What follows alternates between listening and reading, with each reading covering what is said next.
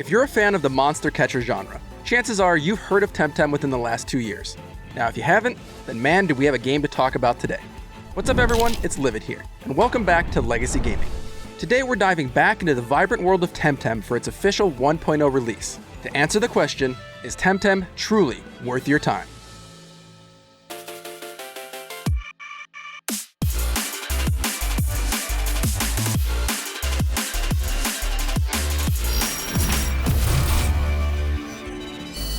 If you've been with us since we started Legacy Gaming, you'll know that Temtem is the first game that Kodiak and I covered together with a whole host of tips, tricks, and guides, most still relevant to this day. Now it's a game we followed as far back as when it was just a Kickstarter campaign. Well, I've kept up with the game, actively playing each and every update, sinking close to 1,000 hours into the game to date, and honestly, I've enjoyed every second of it.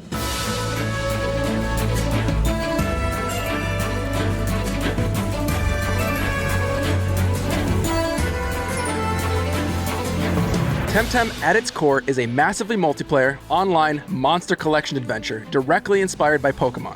Now that isn't just me grasping at the obvious. The team at Crema has never been shy to admit that, and frankly, they shouldn't be. You'll find the staples here. You start out in a very similar fashion. A kid dreaming of becoming a Temtem tamer, picking from one of 3 starters. Hoochik, a mental Temtem, Smazy, an adorable melee monkey, and Crystal, who is, well, a crystal type. You'll set out across the 6 very distinct islands of the Airborne Archipelago, challenging 8 different dojo leaders, all while getting wrapped up in a larger-than-life adventure. Now the entire way you'll be discovering, collecting, and documenting 164 different species, and occasionally getting annoyed by your rival Max whenever they decide to show their face. Then there is Clan Belsodo, essentially a slightly more competent and cruel form of Team Rocket, wanting to rule over the lands that you're adventuring through entirely instead of just being glorified poachers. Now I get it. Here's where you're likely saying, okay, yeah, you just described Pokemon. And again, you'd be right. Now where Temtem is noticeably different is the story, in both the themes and tones that you'll encounter. It is clear this story is developed for those that grew up with Pokemon, hoping the adventure, themes, and action evolved just like they did. Now you can even play the entire story co-op with a friend. And with the 1.0 release, they've more fairly tuned the XP to make co-op progression on equal footing to solo progression, which I thought was a fantastic feature for both friends and families who wanted to play this genre together. At times, you'll find that Temtem also has a more mature sense of humor, darker story elements, questions of morality, and overall feels more engaging, even if some of the sprinkled in pop culture references and story elements didn't always land for me. It was a really enjoyable experience, even if some conversations can get a little bit long-winded. Now the length of the story that you get here is also quite solid, easily pushing the 30 to 40 hour mark. And really, only a few places felt like a slog for me to get through, such as the Tuckma and Arbory branches of the story. Now I can't entirely go into why these locations kind of brought the overall story down without going into spoilers, but when you get there, I'm confident that most will feel the same way. One of the best parts of the game's story was actually in the side quests, and damn if there aren't a lot of them. These all tie intricately between the different islands, NPCs, and story beats, giving you ample reason to visit old regions, unlock new areas, and are honestly super enjoyable narratively. Now this isn't the only major difference. If it wasn't for me being such a sucker for lore in just about any game, I'd say the design of the combat experience in Temtem is damn near perfect and probably the most important difference.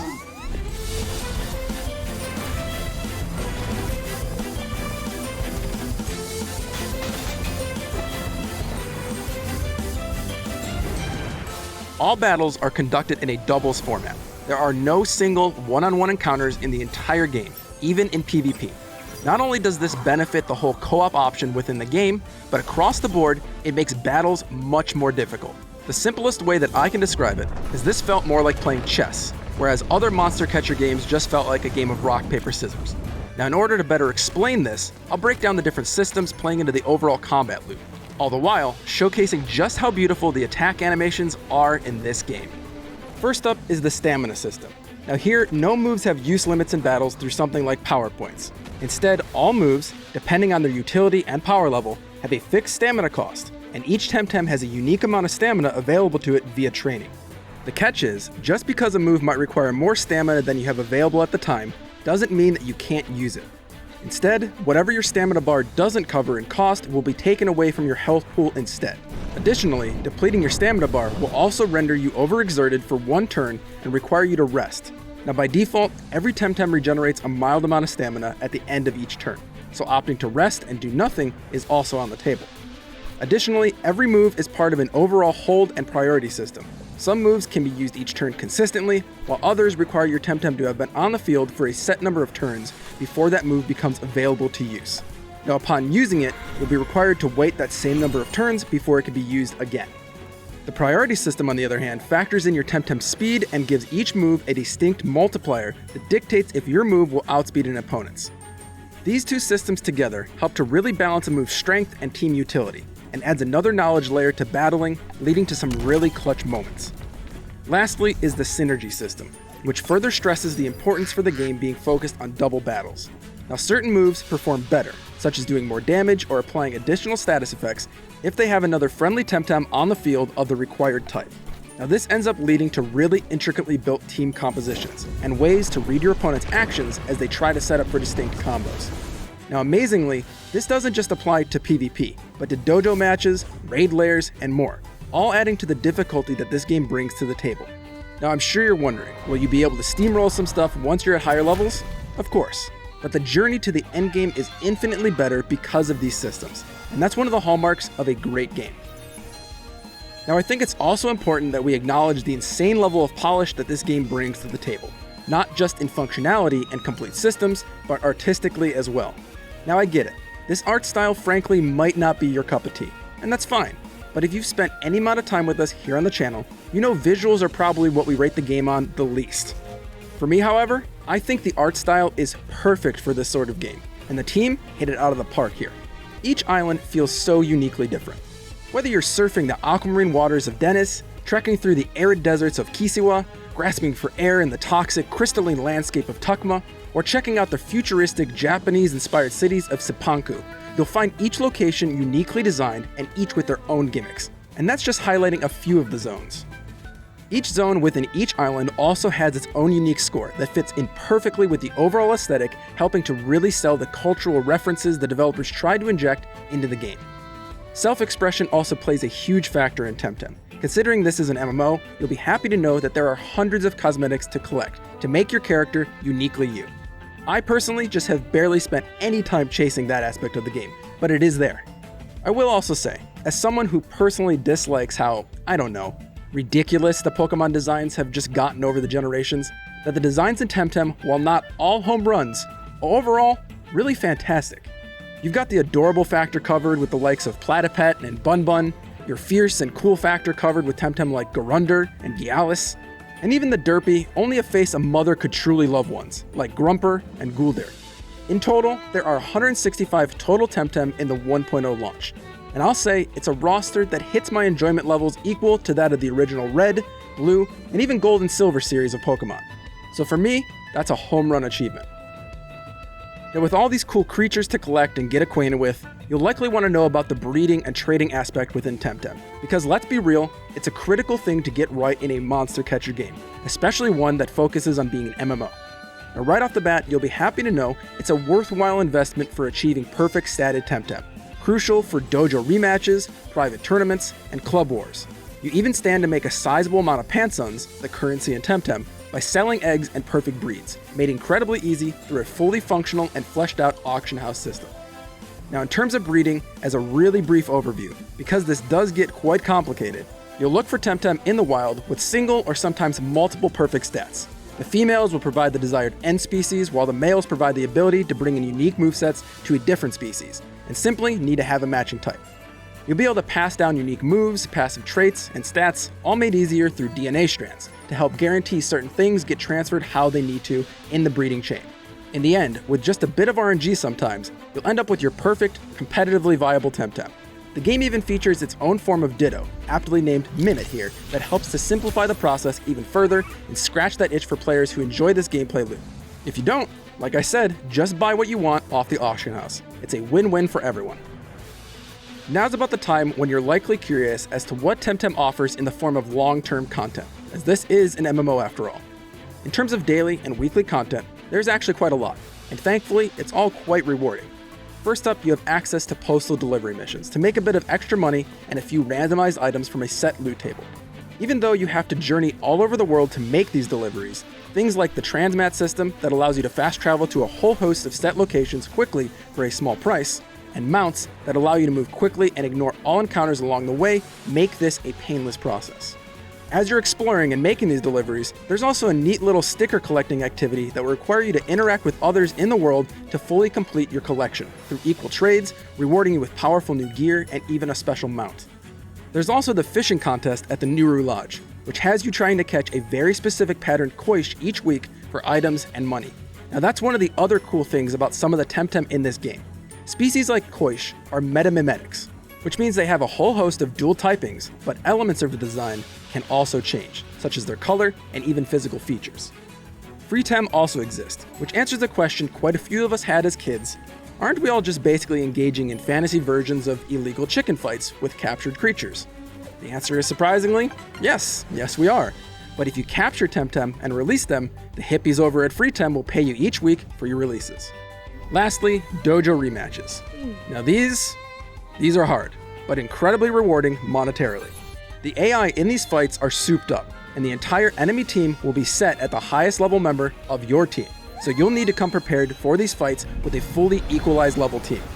Now keep in mind, this is all considered the run-of-the-mill content that you do weekly.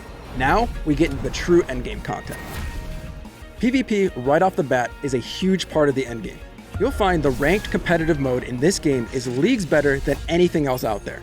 Regardless if you are the first to pick or ban, each side is perfectly capable of outplaying one another in this phase before the matches even begin. If you succeed and rank high, you'll be able to reap the seasonal rewards.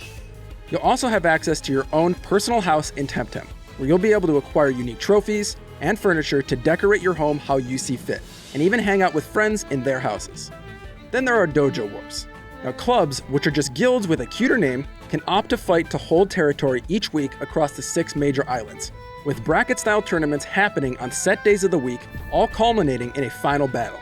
Depending on how far your club makes it, you can earn training items, rare telomere hotfixes, and even unique furniture for your club. The winning team also controls that dojo location for the week, and the club will receive all server-wide Pansun fees from Lost Dojo Warrior NPC battles of their respective club dojo. Then, there's also something like Psy Park, a special place in Denny's that rotates catchable Temtem each week with boosted base stats and even higher Luma rates, the equivalent of shiny Pokemon. Perfect for all those collectors out there and tamers looking to make a sizable amount of money selling Lumas on the auction house. Now, one of my favorite pieces of content are raid layers, 2 of which we already have guides on if you want to see this content more in depth. But as an overview, these are 3 to 5 player raids that see you enter a roguelike pseudo dungeon crawl. You'll acquire a few randomized Temtem, and then choose your encounters as you work your way to the boss, akin to something like Slay the Spire. Now the catch is, your currency for the shop is shared, and there is an overall gem amount that must be reached across all in the raid in order for anyone to actually challenge the boss at the end. Now if you successfully challenge and beat the boss, you'll get an egg of that boss and some rarer items each week.